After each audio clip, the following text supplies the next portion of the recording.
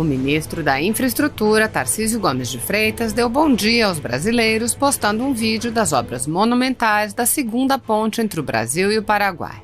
Tarcísio disse: começando o dia prestando conta do andamento da segunda ponte Brasil-Paraguai em Foz. Cronograma em dia e pilar com altura de quase 60 andares próximo à conclusão. Vão estaiado permitirá crescimento da hidrovia do Paraná. Parceria do governo Jair Bolsonaro, usina de Itaipu e governo do Paraná. Assista.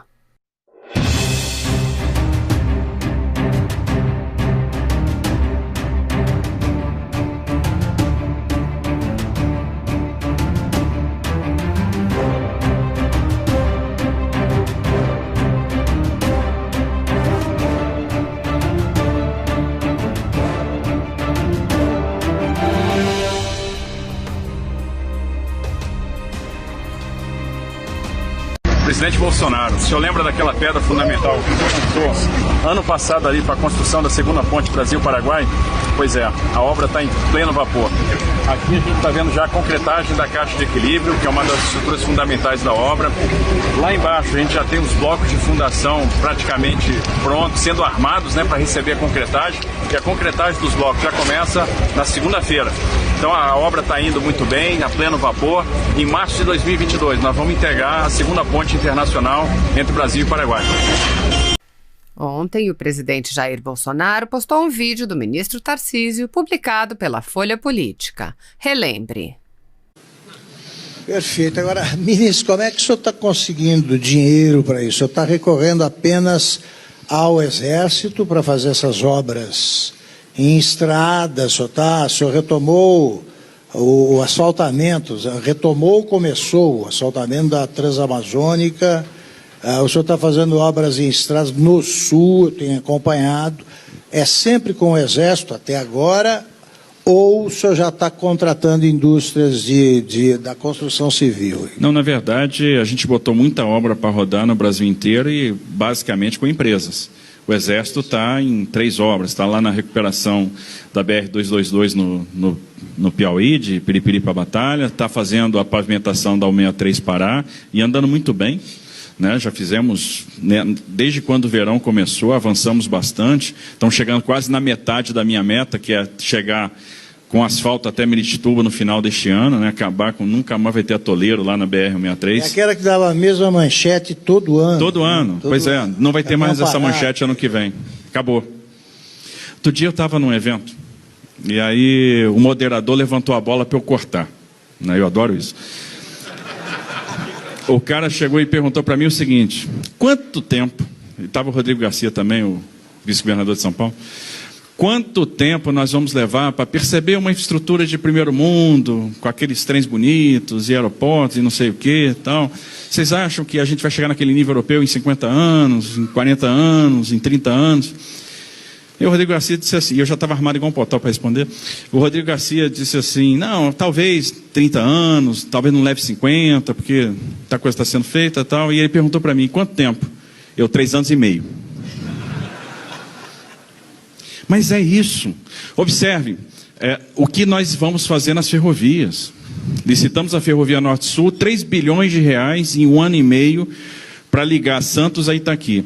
Então, uma ferrovia que nasceu para transportar commodities, daqui a pouco vai estar fazendo carga geral, carga containerizada, a gente vai começar a ver container subindo de Sumaré para Anápolis, descendo de Anápolis para Sumaré, double stack, que é uma coisa que a gente não tinha no Brasil, como já está acontecendo de Rondonópolis para Sumaré, para Santos. Ministro, ela estava em construção desde 1988. 7.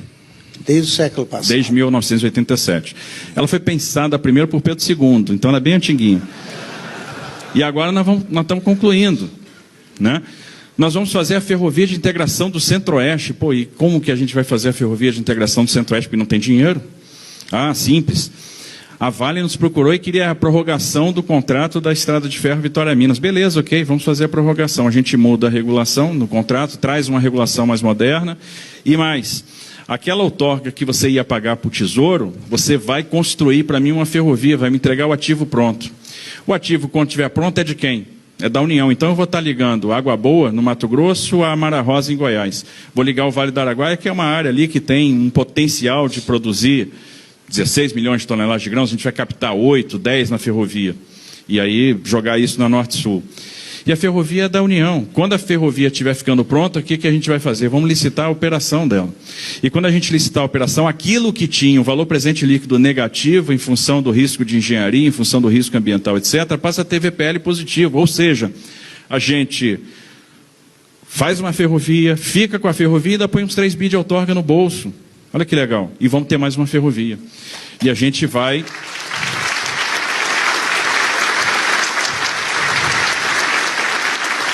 E isso é o seguinte, é criatividade. A crise é um negócio legal para a gente exercitar a criatividade. Então nós vamos fazer ativo sem depender de orçamento.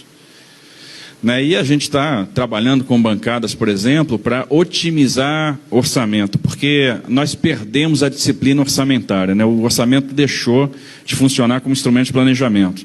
Então eu tenho um orçamento pulverizado em milhares de ações e não tenho dinheiro. E sempre contrato com fracasso, porque eu abro uma porrada de frente e não fecho nenhuma.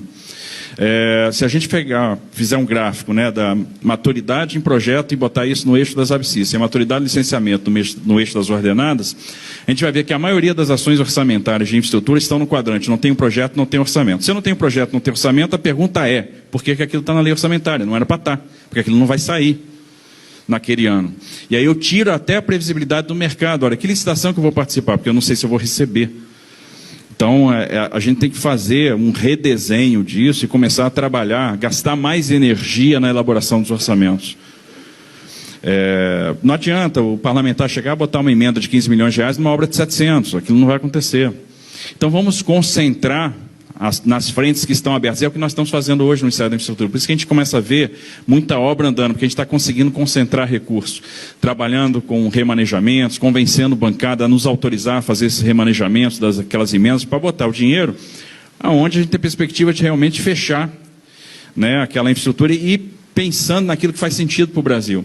O que a gente está propondo está lastreado num plano, o plano é técnico, é microeconômico, a gente analisou todas as origens e destinos do Brasil, verificamos como é que isso vai se comportar ao longo do tempo, por meio da econometria, analisamos então o problema na perspectiva da demanda, confrontamos isso com a oferta de transportes e começamos a ver o seguinte, onde é que tem gargalo? E onde tem gargalo a gente tem que investir. Esse investimento, ora vai caber para o privado, ora não cabe para o privado, nós vamos fazer com a AGU. E o Brasil vai se recuperar, a chave já está virando, eu não tenho dúvida disso. O pessoal fala muito aí de algumas reformas, o governo não tem plano. Mentira, tem sim, e o plano é consistente. E mais, tem um monte de gente que é boa de cumprir plano. Então as coisas vão acontecer, vão sair. Esse é o primeiro ponto. E segundo, não está distrita a reforma da Previdência, isso é uma grande bobagem. A gente tem uma série de ações, por exemplo, em termos de reestruturação do sistema financeiro que vão alavancar crédito. Não tem jeito, o Brasil vai crescer, está projetado para dar certo.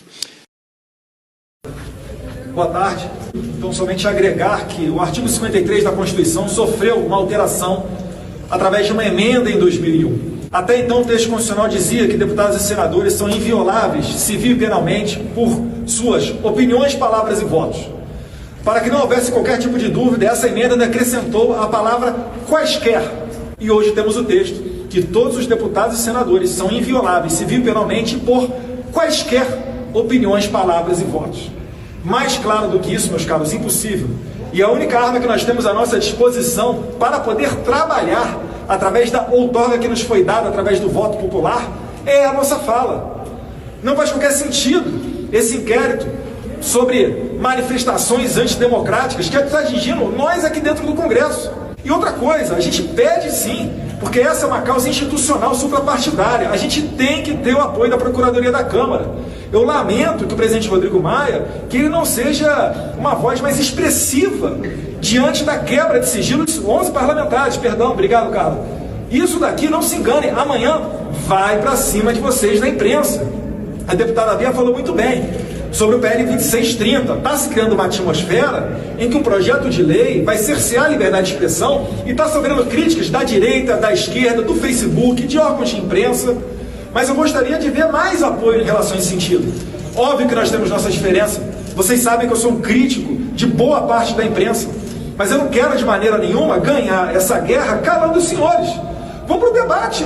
Agora, como é que a gente vai poder debater e melhorar as políticas da nossa sociedade se eu estou com medo de falar uma coisa e ser preso? Ou se o internauta, como por exemplo o Oswaldo Eustáquio, que faz um trabalho jornalístico, se ele fala alguma coisa e ele é preso. Não faz sentido. Então é somente esse o nosso apelo. Eu agradeço aqui aos deputados dos mais diversos partidos.